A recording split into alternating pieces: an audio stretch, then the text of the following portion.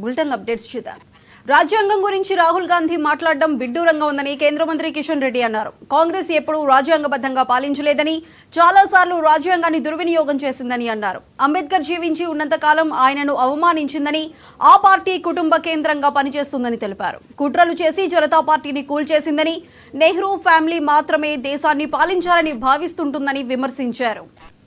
జవహర్లాల్ నెహ్రూ, శ్రీమతి ఇందిరాగాంధీ గారు కాంగ్రెస్ పార్టీ పరిపాలనలోని అనేక రకాల ప్రజా ఉద్యమాలు నిర్మాణం చేసినటువంటి వ్యక్తి. అంతేకాకుండా వారు 1970లో మరియు 1977లో 2 సార్లు బీహార్ రాష్ట్రానికి ముఖ్యమంత్రిగా అయ్యారు.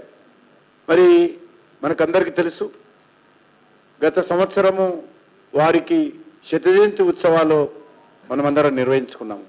వారు భారతీయ జనతా పార్టీ నాయకుడు కాకున్నా కూడా జనతా పార్టీలో ఆ రోజు Jan Sangh, socialist party, old Congress party అన్ని కూడా జయప్రకాష్ నారాయణ గారి నేతృత్వంలో కలిసి శ్రీమతి ఇందిరాగాంధీ యొక్క నేతృత్వ పాలనకు, శ్రీమతి ఇందిరాగాంధీ యొక్క అధికార దుర్వినియోగానికి వ్యతిరేకంగా గలమెత్తిన విషయం మనకందరికీ తెలుసు. జయప్రకాష్ నారాయణ గారి పిలుపుతో జనసంఘ్, భారతీయ జనసంఘ్, సోషలిస్ట్ పార్టీ లాంటి అనేక ప్రజాస్వామ్య పార్టీలు జైల్లోనే ఉన్నప్పుడు, జైల్లోనే మాట్లాడుకుని జనతా పార్టీగా అవలంబించినప్పుడు సోషలిస్ట్ పార్టీ కూడా జనతా పార్టీలో మెర్జ్ చేయడం జరిగింది. ఆ సందర్భంగా వారు జనతా పార్టీ తరఫున మరి నిరంతరము కృషి చేయడం జరిగింది.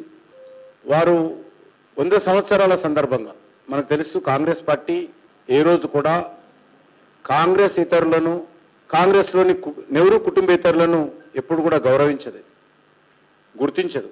రాజకీయాలంటే కాంగ్రెస్ పార్టీ, కాంగ్రెస్ పార్టీ అంటే నెహ్రూ కుటుంబము. ఇక ఈ దేశంలో ఏ పార్టీ ఉన్నదా లేదా, ఏ పార్టీ నాయకుడు ఉన్నారు, ఏ రోజు కూడా వాళ్ళు నెహ్రూ కుటుంబం ఎవరు కూడా గౌరవించిన పాపాన పోలేదు. భారత రత్నాలు వాళ్ళకే ఇచ్చుకున్నారు.